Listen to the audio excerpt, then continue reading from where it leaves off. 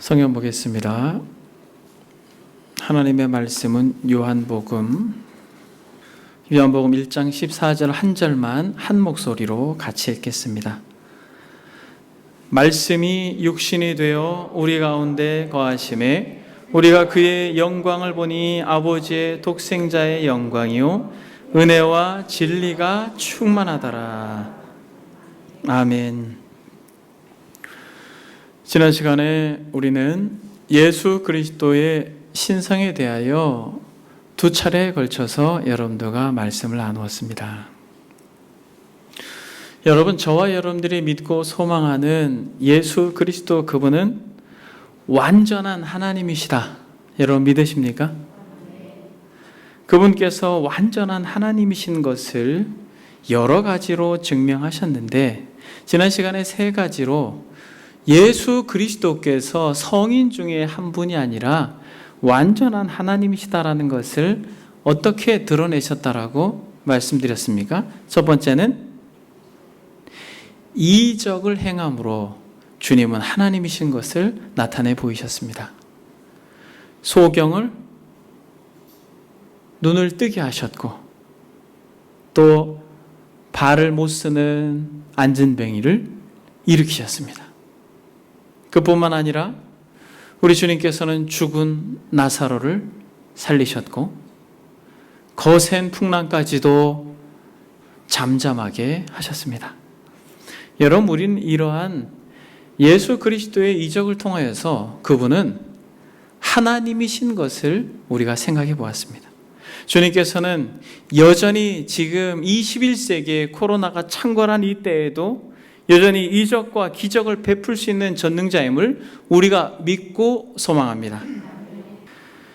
여러분들의 삶 가운데 어떤 풍랑이 인다 할지라도 주님을 바라볼 때에 잠잠하라 라고 하는 주의 음성으로 말미암아 여러분들의 마음속의 풍랑, 여러분들의 가정의 풍랑, 여러분들의 삶의 풍랑이 잠잠하게 될 것을 믿고 소망합니다. 여러분들의 삶의 현장에 죽어있는 부분, 그래서 마르다가 이야기한 것처럼 주님도 할 수 없습니다.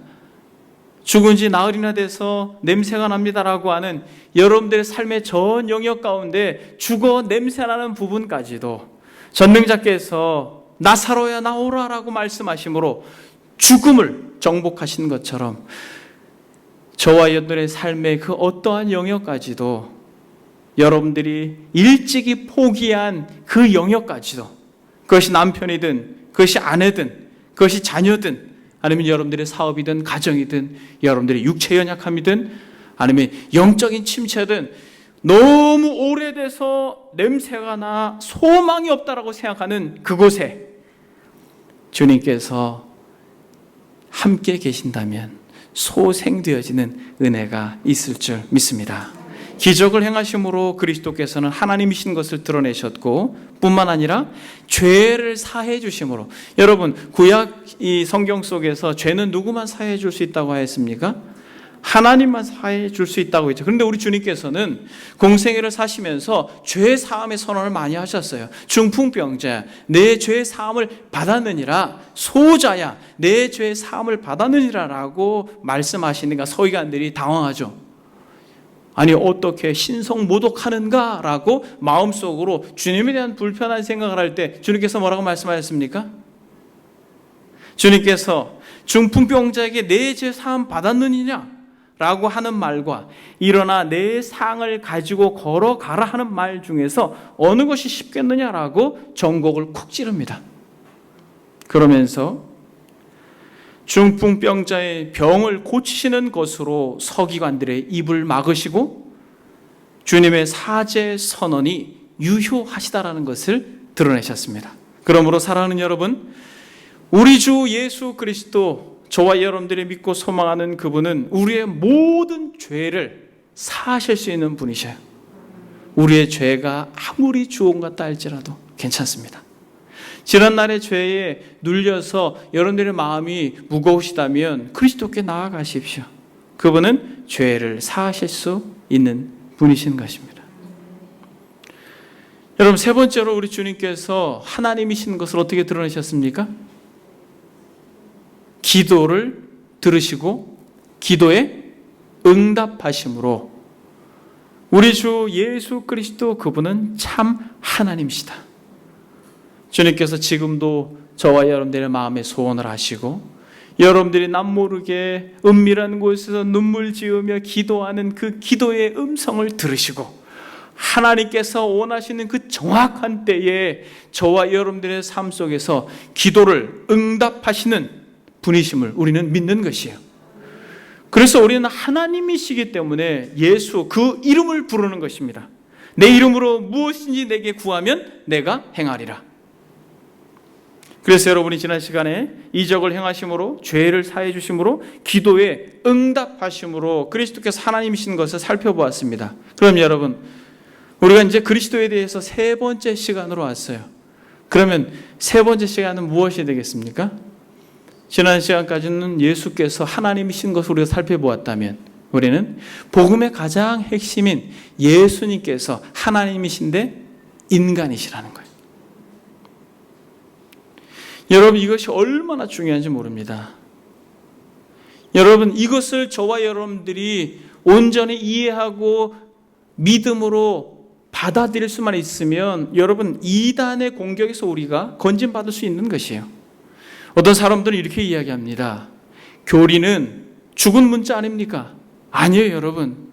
우리가 성경에서 말하고 있는 정확한 교리에 대한 이해가 있을 때 무지함으로써 이단에 빠지는 것에서 경계되어집니다. 얼마 전에 TV에서 어떤 이단이 엄마랑 딸이랑 마구 때리면서 그렇게 죄를 치료하는 것을 방영된 적이 있죠. 그렇죠?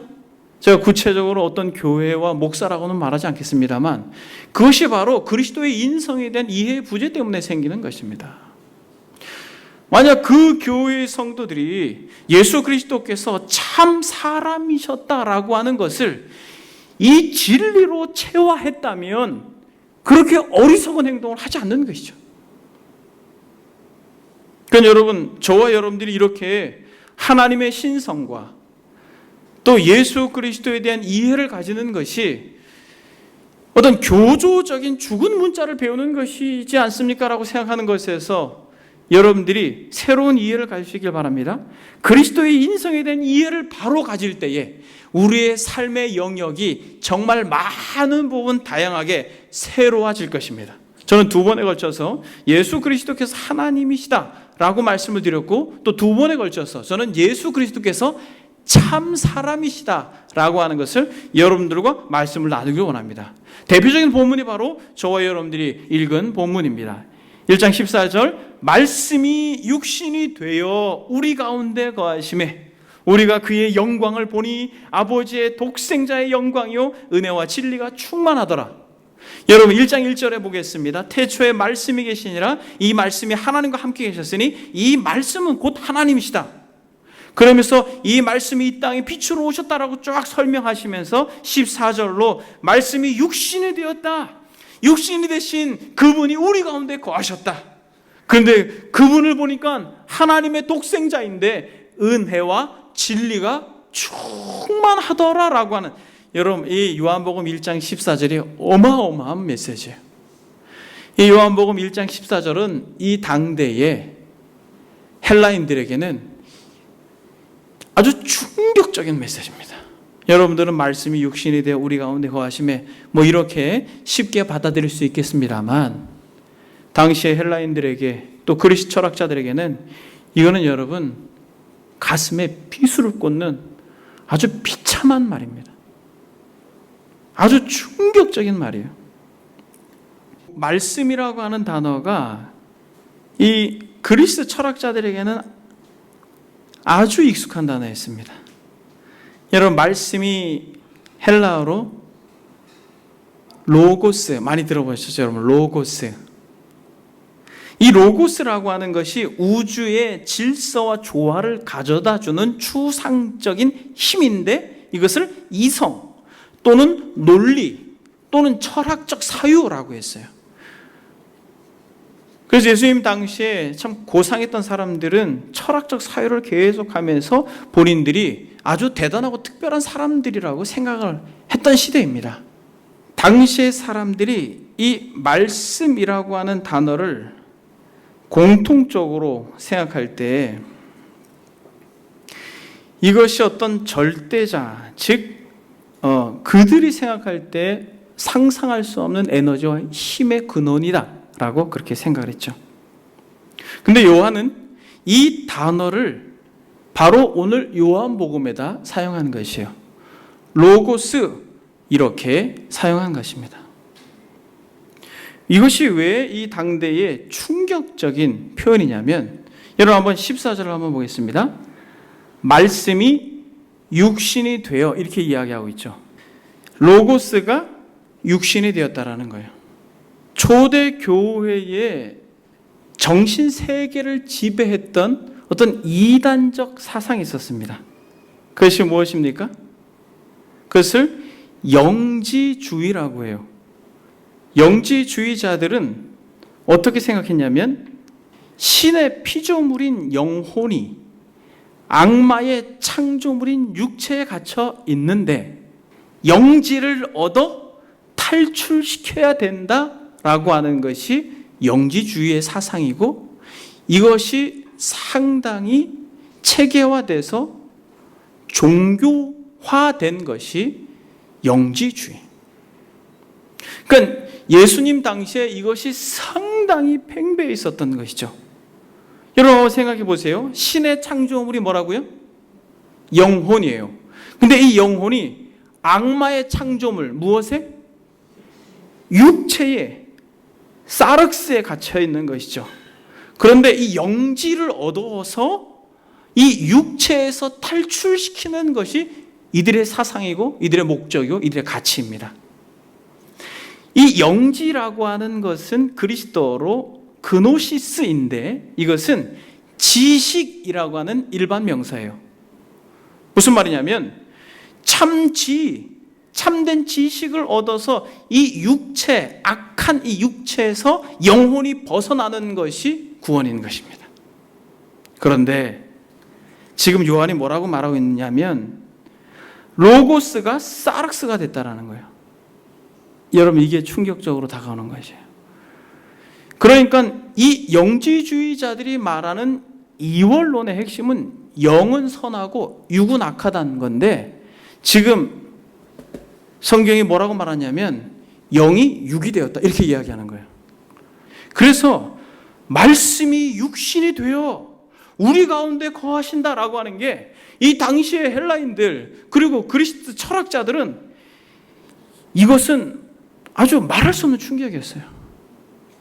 그런데 이들이 왜 충격이었냐면, 영지주의자들은 로고스가 그노시스를 주는 분이라고 믿었기 때문에 더 충격이었던 거예요. 즉 말씀이 참된 영지를 주어서 육에서 그 영을 구출해내는 분으로서의 이성, 분으로서의 논리 라고 로고스를 생각했기 때문에, 이 로고스라는 단어를 태초에 말씀이 계시니라, 이 말씀이 태초에 로고스가 계시니라, 이 로고스가 하나님과 함께 했으니 이 로고스는 하나님이다, 이거는 그들이 아주 공감되어지는 거예요. 맞아, 로고스는 하나님이야. 그런데 이 로고스가 어떻게 된 거예요? 자기 땅에 왔는데 백성이 영접하지 않아요. 영접하는 자, 곧 그 이름을 믿는 자들에겐 하나님의 자녀가 되는 권세를 주셨어요. 말씀이 육신이 되어 로고스가 사르스가 되어 우리 가운데 거하신다. 이것은 이들의 모든 사상 체계를 완전히 뒤집어 엎는 것입니다. 그래서 여러분, 지금 이 표현은 저와 여러분들에게 있어서 굉장히 중요한 개념으로 다가와야 되는 것이에요. 여러분, 바울과 바나바가 루스드라에서 전도할 때에 어떤 일이 벌어졌습니까? 발을 쓰지 못해서 걸어보지 못한 자를 일으켜 세우죠. 그리고 걷게 합니다. 그러니까 사도행전 14장에 보니까 무리들이 바울이 한 일을 보고 루가오니아 방언으로 소리질러 이르되 뭐라고 말이요? 신들이 사람의 형상으로 우리 가운데 내려왔다, 이렇게 말해요. 바울과 바나바는 육체를 입고 있죠. 그런데 그 육체를 입은 바울과 바나바가 기적을 행하고 이적을 행한 걸 보니까 신들이 어떻게 했다라는 거예요? 육체를 빌어서 가현했다라는 거예요. 그러니까 이들은 완전한 육체가 아니라는 것이죠. 왜냐하면 이들이 가지고 있는 사고 속에서 영과 육은 같아질 수 없는 것이에요. 그래서 여러분, 그리스도가 입은 육신도 그렇게 보는 것이에요. 예수 그리스도께서 하나님이신데 육신처럼 순간 보였다라는 거예요. 이 땅에 계실 때. 그리고 그렇게 가르쳤어요. 그리고 철저히 기독교라고 하는 이 바운다리 안으로 들어와서 이 사상을 끊임없이 가르쳤습니다. 그래서 요한은 이들을 향하여 적그리스도라고 이야기했어요. 적그리스도. 그리스도를 대적하는 사람이다라고 말했고, 요한 사도는 그의 서신에서 요한일서 4장에 보면 이렇게 말합니다. 사랑하는 자들아, 영을 다 믿지 말고 오직 영들이 하나님께 속하였나 분별하라. 많은 거짓 선지자들이 세상에 나왔음이라. 이로써 너희가 하나님의 영을 알지니 곧 예수 그리스도께서 육체로 오신 것을 시인하는 영마다 하나님께 속한 것이요, 예수를 시인하지 아니하는 영마다 하나님께 속한 것이 아니니 이것이 곧 적그리스도의 영이라 오리라 한 말을 너희가 들었거니와 지금 벌써 세상에 있느니라. 지금도 이런 적그리스도가 판을 치고 있는 것이에요. 교회에서도 이렇게 가르칩니다. 여러분 잘 분별하셔야 돼요. 예수 그리스도께서 육체를 입으신 것이 마리아의 세포로 말미암아 형성된 완전한 육체라고 말하지 않고 하늘로부터 임한 하나님께서 새로이 창조한 육체라고 가르쳐요. 여러분 그것은 잘못된 가르침인 것이죠. 요한 2서 1장 7절에도 뭐라고 말하냐면 미혹하는 자가 세상에 많이 나왔나니 이는 예수 그리스도께서 육체로 오심을 부인하는 자라. 이런 자가 미혹하는 자요 적그리스도다. 여러분 이것이 얼마나 중요하면 성경에서 계속해서 예수께서 육체로 오신 것을 시인하는 자가 진실로 하나님의 영으로 말미암아 고백되어지는 고백이고, 그렇지 않은 예수 그리스도께서 육체로 오신 것을 부인하는 것은 거짓된 선지자의 가르침이요 적그리스도다라고 이렇게 이야기하겠습니다. 그러니까 이것이 여러분들에게 목사님 이렇게 어려운 설명을 지금 계속하세요라고 하시지 마시고, 이 예수께서 육체로 오신 것이 여러분 우리에게 말할 수 없는 감동이에요. 이게 복음의 핵심인 것입니다.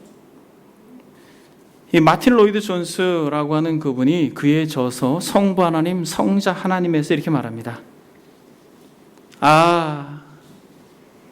알았습니다. 하나님이 그리스도를 위하여 특별한 인성을 창조하셨군요. 그렇죠?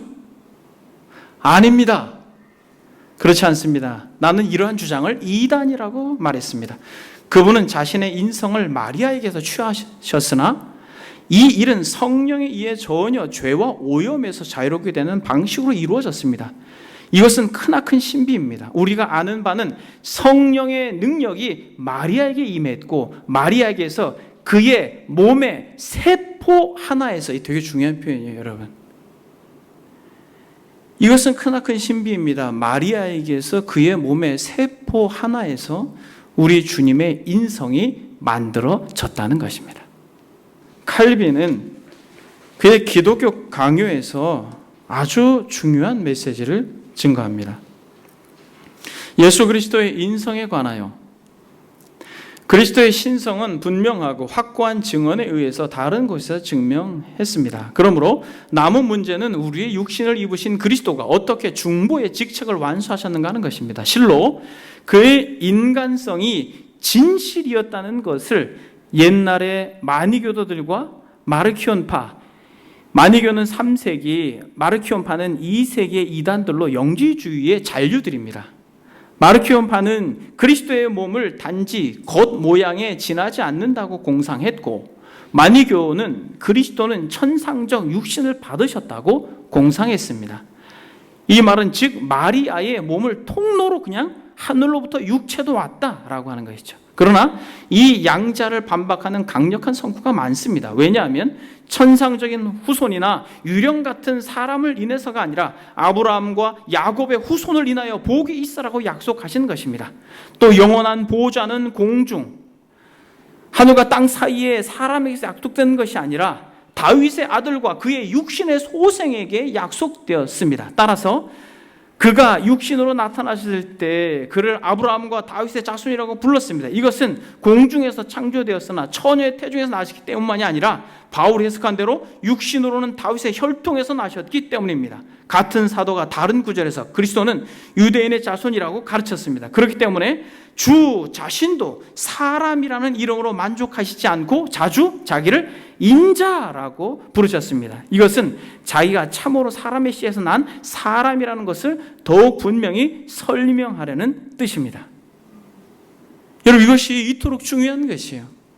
로이드 존스 목사님뿐만 아니라 칼빈도 이 부분에 대해서 굉장히 많이 기독교 강요에서 서술해 냅니다. 그러니까 여러분, 합성도 아니고 구분도 아니고 혼동도 아니라 두 성품이 한 인격으로 단일화되어 계신 하나님이시며 인간이신, 참 하나님이시며 참 인간이신 예수 그리스도, 이 기독교의 아름다운 신비가 저와 여러분들이 신앙에 있으며 들어오게 되면 감동의 물결이 여기서 말할 수 없이 솟구쳐 오는 것이기 때문에 그렇습니다. 그래서 절대로 이거를 포기하지 않았어요, 우리의 믿음의 선배들이. 여러분, 말씀이 육신이 되었다, 로고스가 사르스가 되었다라고 하는 것을 왜 이토록 사도 요한도 그렇고 로이드 존스 목사님도 그렇고 이 칼빈도 그렇고 이것을 왜 이토록 중요시 강조했을까요? 여러분, 이것은 요한복음에서 우리에게 권해주고 있는 것처럼 말씀이 육신이 되어 우리 가운데 거하심에 우리가 그의 영광을 보니 아버지의 독생자의 영광이요 은혜와 진리가 충만하더라. 이 땅을 살아가는 참된 성도들에게 있어서 마르지 않는 은혜의 샘이요 마르지 않는 진리의 터전이 바로 말씀이 육신이 되신 바로 그 현장이라는 거예요. 성육신의 현장이라는 거예요. 제가 신론에 대해서 말씀을 전할 때 이 표현이 떠오르지 않습니까? 우리에게 향하신 여호와의 인자하심이 크고 여호와의 진실하심이 영원하미로다. 할렐루야 라고 여러분들에게 하나님의 인자와 하나님의 진실하심을 말하면서 이것이 늘 어떻게 한다고 얘기했어요? 동행한다고 말씀드렸습니다. 여러분, 처음 듣는 것처럼 저를 바라보고 계세요. 여러분, 이게 다 기록되어 있으니까 한번 다시 돌아가 보셔요. 돌아가서 들으시고, 그렇게 해서 그냥 한번 듣는 것으로 이렇게 흘려보내지 마시고 다시 한번 들으셔서 같은 생각, 또 같은 마음을 품고 같이 하나님의 나라를 꿈꿀 수 있는 공동체가 되길 바랍니다. 그래서 여러분, 예수 그리스도 그분이 구약 성경에서 그토록 말한 여호와의 인자와 진실하심의 원천이라는 것이에요. 그래서 은혜와 진리가 충만하다라는 거예요. 그러니까 구약에서 표현되어진 하나님의 하나님 되심이 신약에서 그리스도로 완전히 응축되어 있고 빛으로 드러났다라고 말씀을 드리는 것입니다. 영지주의자들은 구약의 하나님은 악하다라고 말해요. 그리고 신약과 구약을 철저히 이원화시킵니다. 그런 부분에 있어서 여러분, 이 말씀이 육신이 되신 예수 그리스도, 이분은 은혜와 진리의 원천이기 때문에 그래요. 여러분들이 은혜가 마르셨다면 그 현장으로 가면 되는 것이에요. 여러분들이 정말 참 진리, 진정한 하나님에 대한 이해를 알길 원한다면 어떤 다양한 서적들도 좋겠습니다만, 그러나 여러분 조용히 묵묵히 말씀이 그 영존하신 아버지께서 하나님과 함께 계셨던 그 로고스가 육신을 입고 이 땅에 한낱 태중에 아기로 오셨다라는 걸 여러분 조용히 한번 묵상해 보십시오. 그렇다면 여러분들의 그 지성 속에서 얽혀있는 모든 영적인 아주 어지럽고 복잡한 이해들이 한결같이 다 정리될 것이에요. 이것이 은혜와 진리, 바로 그 샘의 근원이 말씀이 육신이 되었다라고 하는 이 진리 가운데 있기 때문에 그렇습니다. 근데 여러분, 왜 그러면 이 말씀이 육신이 되었다라는 것이 은혜의 샘이 되는 것이에요? 여러분, 아주 유명한 말씀이 있습니다. 히브리서 4장에 보게 되면 이렇게 성경은 말합니다. 우리에게 있는 대제사장은 우리의 연약함을 동정하지 못하실 이가 아니요 모든 일에 우리와 똑같이 시험을 받으신 이로되 죄는 없으시니라. 여러분, 이 말씀 기억하시죠? 이 말씀의 배경은 무엇이냐면 우리와 똑같이 육체를 입고 이 땅에 오신 예수 그리스도, 그분께서는 우리의 대제사장이 되시는데 우리의 연약함을 동정하지 못하실 이가 아니라는 거예요. 무슨 말입니까? 저와 여러분들의 어릴 때서부터, 여러분, 우리 주님께서 성인으로 오신 게 아니잖아요. 태중의 아이로 오셨잖아요. 어릴 때서부터 저와 여러분들이 겪어왔던 많은 경험들 속에서 생긴 아픔, 고통, 시험, 시련, 두려움, 외로움, 굶주림, 고독, 이런 모든 괴로움들에 대하여서 누구도 알지 못할 것이다라고 하는 그러한 트라우마에 대해서 누구는 아신다는 거예요. 말씀이 육신이 되신 우리 주 예수 그리스도는 아신다는 거예요. 여러분, 이게 믿어지는 것이에요. 남편도 내 마음 몰라. 어떻게 합니까? 모르죠. 아내도 내 마음 몰라. 여러분, 가끔 저도 그런 생각을 할 때가 있어요. 한 침대에서 같이 누워서 자지만 내 마음을 잘 모르는 것 같아. 여러분, 이런 서운한 마음이 들 때 있어요, 없어요? 저만 듭니까? 여러분, 자식들을 기대하고 10년, 20년 정말 뼈 빠지게 공들여 키워놨는데 여러분, 저를 봐도 알아요. 저를 봐도 그렇게 자녀들을 애지중지 키워놨는데 언제 그랬냐는 듯이 스스로 큰 것처럼 자기 자식만 쳐다보고 있지 않습니까? 우리에게 있는 대제사장은 우리의 연약함을 동정하지 못하실 리가 아니요 모든 일에 우리와 똑같이 시험을 받으신 이로되 죄는 없으시리라. 그러므로 우리는 긍휼하심을 받고 때를 따라 돕는 은혜를 얻기 위하여 그 은혜의 샘으로, 말씀이 육신이 되신 그 은혜의 샘으로 나아가 그 은혜의 보좌 앞에 담대히 나아가 그 하늘로부터 부어지는 그 은혜를 들이킬 수 있는 현장이 말씀이 육신이 된 바로 그 현장이라는 거예요. 우리 주님께서 어린 시절을 보내셨을 뿐만 아니라 성령 받으시고 공생애를 시작하시면서 시험 받으시잖아요. 육신의 정욕과 안목의 정욕과 이생의 자랑. 여러분들이 성장해서 성인이 돼서 사업을 하고 그렇게 삶을 살아갈 때 여러분들을 유혹하는 게 얼마나 많습니까? 돈, 또 여러분 높아지고자 하는 권력, 그리고 이성에 대한 그런 어떤 유혹, 또 뿐만 아니라 먹고 사는 문제에 대한 말할 수 없는 압박과 부담과 시험과 시련들이 여러분 얼마나 많이 있습니까? 우리 주님께서 이 땅을 완전한 육체로 오셔서 살아가실 때에 친히 그분은 그것을 정복하신 분입니다. 그래서 여러분, 그리스도의 인성이 막연한 교리와 교조적 개념이 아니라 실제로 그분을 우리가 주인으로 모시고 그분이 우리의 구세주라고 하는 분명한 확신을 가지고 그분을 우리가 믿음으로 바라볼 때 여러분들을 맡고 있는, 여러분들을 두렵게 하는, 여러분들을 어렵게 하고 힘들게 하는 모든 현실을 넘어설 수 있는 우리의 능력이 되고 우리의 힘이 되고 우리의 위로가 되고 우리의 소망이 되는 것입니다. 그래서 주님을 믿는다라고 하는 것은 단순히 영지주의자들처럼 교회에 와서 말씀을 들을 때만 단순히 잠깐 위로를 받고 돌아갈 세상 속에서는 여전히 내 힘으로 무언가를 해내려고 하는 영지주의자들과 같이 이원론적 삶을 살아가는 것이 그리스도인이 아니라 이 땅에서 우리가 살아가는 모든 삶의 영역 속에서 완전한 하나님이시고 완전한 인간으로 이 땅을 살아내신 예수 그리스도를 진실로 소망하며 우리의 현실을 넉넉하게 믿음으로 극복해내는 삶이 우리에게 요청되어지는 믿음의 삶인 것이에요. 여러분, 찰스 스펄전이라고 하는 목사님께서 시험 받으신 그리스도라고 하는 내용을 이렇게 묘사합니다. 예수님이 나처럼 시험을 받으셨다는 것은 평범한 사상이지만 지친 심령에게는 감로주처럼 달콤한 사상입니다. 당신은 그 진리를 수없이 들었을 텐데 그러면 그것을 이해했습니까? 그분은 우리가 저지르는 죄와 똑같은 죄를 범하도록 유혹을 받았습니다. 예수님에게서 우리와 공통적인 인성을 떼어내지 마십시오. 당신이 통과하고 있는 어두운 방을 예수님이 먼저 통과하셨습니다.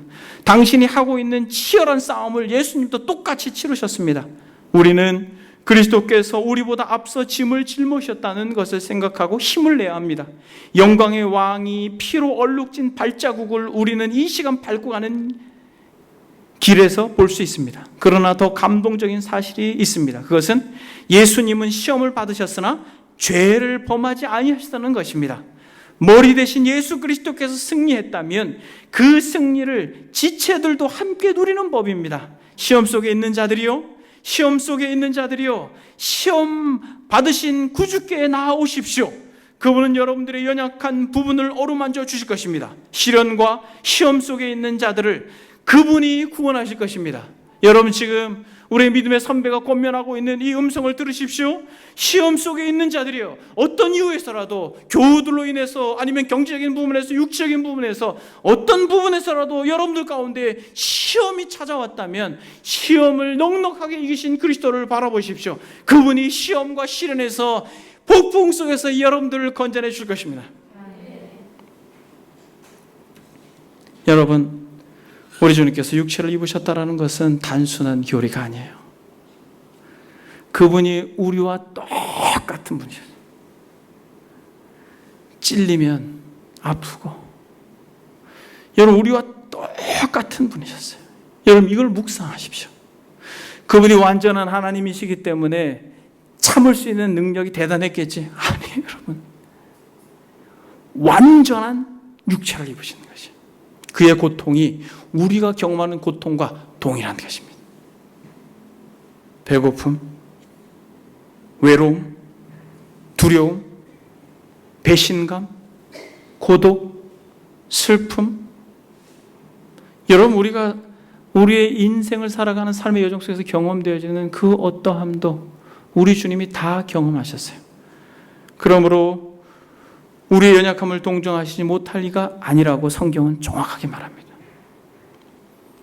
우리의 연약함도 아시는 것이에요. 여러분, 우리의 연약함도 잘 아십니다.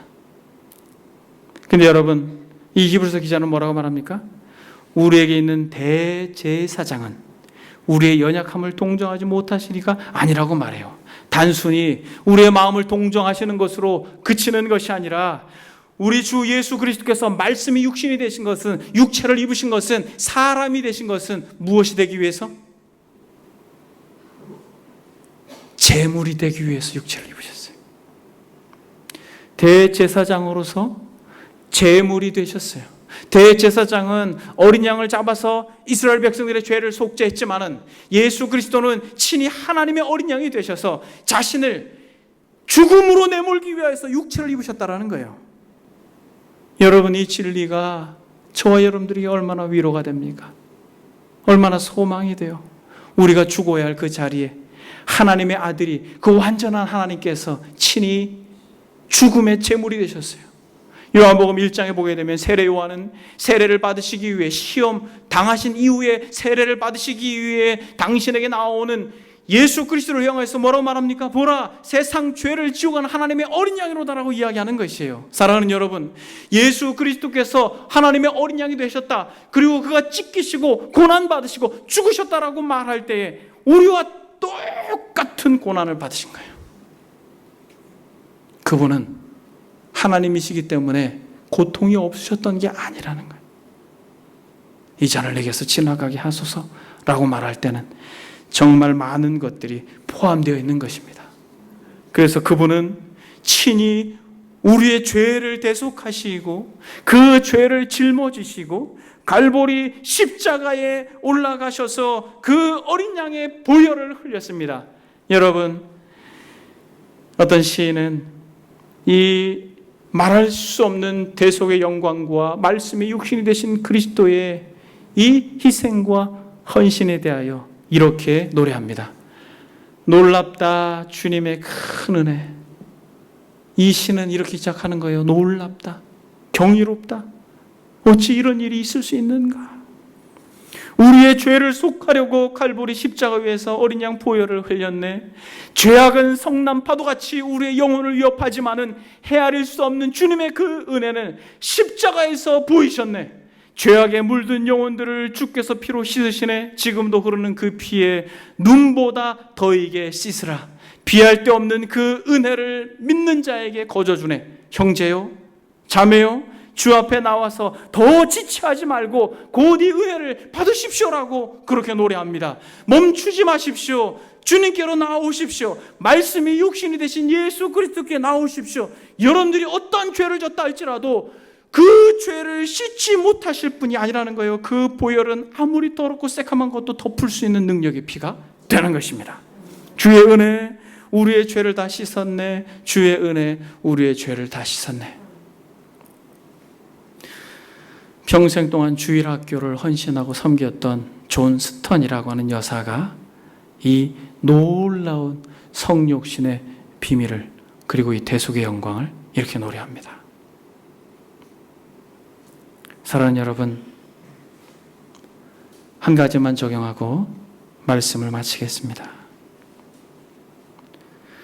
여러분, 제가 무엇을 적용할 수 있겠어요?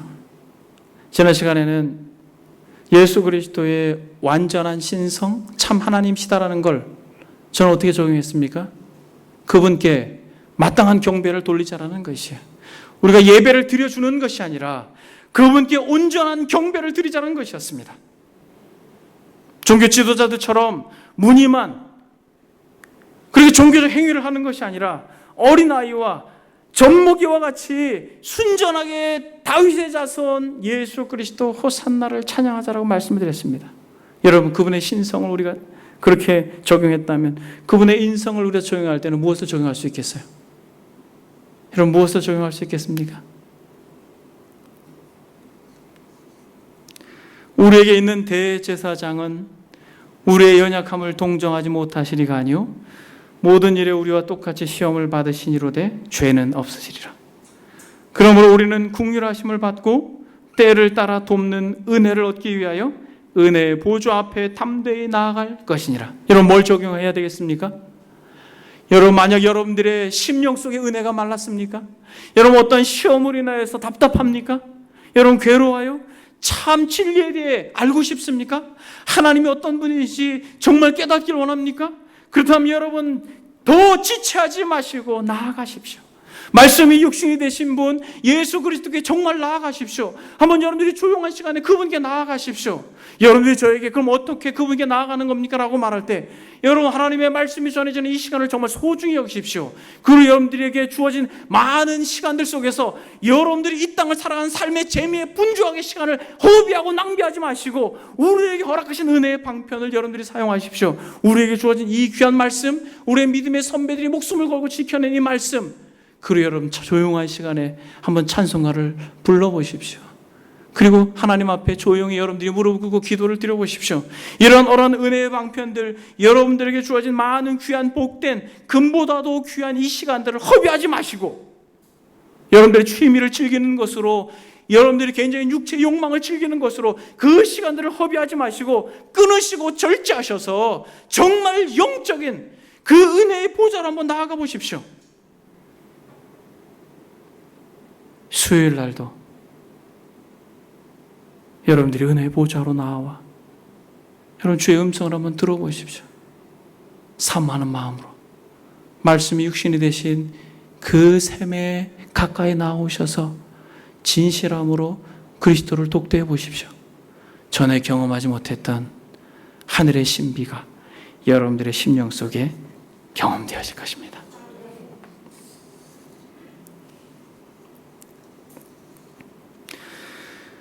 우리는 긍휼하심을 받고 때를 따라 돕는 은혜를 얻기 위해 은혜의 보좌 앞에 담대히 나아갈 것이니라.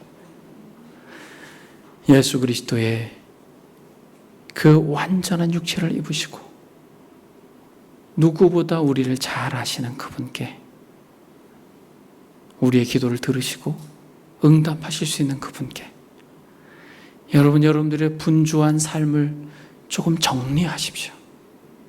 그리고 그분께 마음을 들이고 시간을 들여보십시오. 다음 시간에 여러분들의 그 예배 현장에서 하나님이 전에 경험하지 못했던 은혜를 반드시 주실 것입니다. 말씀이 육신이 되신 예수 그리스도, 그분은 은혜와 진리의 샘의 원천이 되기 때문에 그렇습니다. 여러분, 시간에 기도합시다. 기도할 때 여러분 좀 정직해질 수 있길 바라요. 안다고 생각하지 마십시오. 예수 그리스도의 완전한 인성을 안다고 생각하지 마십시오. 여러분들이 수십 년 교회를 다녔지만 여러분들 가운데는 이 인성에 대하여 역사 속에서 이렇게 많은 논란과 이단의 도전이 있었다는 것을 이 시간 처음 들었을 것입니다. 여러분, 그것은 어떻게 보면 부끄러운 것이에요. 우리의 믿음의 선배들은 예수 그리스도의 인성에 대하여 그 진리를 지키기 위하여 목숨을 내걸었습니다. 근데 우리는 그것을 한 번도 생각해 본 적이 없어요. 그것에 대해서 관심을 가져본 적이 없어요. 그것에 대해서 이해를 갖고 싶지도 않아요. 여러분, 이것은 부끄러운 것이에요. 그러면서 우리는 예수님을 우리의 주인이라고 말합니다. 이 시간에 회개하고, 주님, 예수 그리스도께서 어떤 분이신지 우리에게 가르쳐 주십시오. 그래서 그분께 마땅한 경배를 돌릴 수 있도록 우리를 붙들어 주십시오. 그래서 무너져가는 조국 교회 가운데 적어도 이 적은 무리는 진실로 주님을 경배할 수 있는 공동체가 되게 해달라고, 여러분들이 그렇게 마음속으로 진실로 기도할 수 있는 그런 정서를 달라고 이 시간 다 같이 하나님 앞에 기도하겠습니다. 기도합니다. 말씀이 육신이 되어 우리 가운데 거하심에 우리가 그의 영광을 보니 아버지의 독생자의 영광, 하나님, 은혜가 없어 가라고 목말라 고통합니다. 하나님에 대한 이해가 부족하여 많은 이단들에게 기웃기웃거리는 이 조국 교회의 많은 성도들을 긍휼히 여겨주시고, 아버지 하나님, 적어도 우리 사랑하는 지체들이 이 시간 하나님의 진리의 말씀을 듣고 그리스도의 인성에 대해 역사 속에 수없이 많은 논박이 있었고 이단의 가르침으로 인해 고통받는 이들이 있었다라는 것을, 아버지 하나님, 우리가 관심밖에, 아버지, 정말 그리스도에 대해 관심을 가지지 않고 다른 것에만 관심을 가지고 먹고 마시는 것, 높아지는 것, 쌓는 것에만 관심을 가졌던 것을 용서해 주시고, 주님, 정말 주님께 우리의 마음을 집중하여 그리스도의 인성이 교리와 죽은 교조적인 문자가 아니라 얼마나 우리를 부유하게 하고 풍성하게 하는 은혜와 진리의 샘의 원천인 것임을 우리가 알고, 아버지, 정말 분주한 모든 삶을 좀 절제하고 주님께 관심을 가질 수 있도록, 주님께 마음을 쏟을 수 있도록 우리에게 그런 은혜를 베풀어 주옵소서. 말씀이 육신이 되어 우리 가운데 거하심에 우리가 그의 영광을 보니 아버지의 독생자의 영광이요 은혜와 진리가 인자와 진실이 충만하더라. 빛이신 하나님께서 육신이 되어 오셨으니 은혜의 샘이요 진리의 샘인 예수 그리스도, 그분께 나아가 시험에 들고 답답하고 지치고 은혜가 말라 영적 침체 가운데 있는 이들이 다시 한번 일어나 함께 가자라고 말씀하고 계신 참된 왕, 진리의 왕, 은혜의 왕이신 예수 그리스도와 동행할 수 있는 은총을 우리에게 베풀어 주시니 감사를 드립니다. 우리 사랑하는 지체들, 코로나19로 인하여 정말 어려운 시기를 함께 경험하고 있지만은, 그러나 주님, 말할 수 없는 어두운 터널을 그 고통과 고난과 핍박 가운데 묵묵하게 피를 흘리며 먼저 걸어가신 우리 주님의 뒤를, 그 발자취를 따라가기로 결단하는 우리 사랑하는 지체들에게 용기를 주시고, 마지막 때에 진실로 믿음이 있는 자를 보겠느냐. 하나님, 마지막 때를 살아가고 있는 우리에게 믿음을 더해 주십시오. 전에는 목사의 눈치를 보고 열심을 내었고, 전에는 어떤 직분 때문에 체면을 차리느라고 어떤 종교적 행위를 했다면 이제는 진실로 하나님 때문에 영적인 반응을 해야 하는 미를 까부르는 그런 시대를 우리가 살고 있기에 아버지,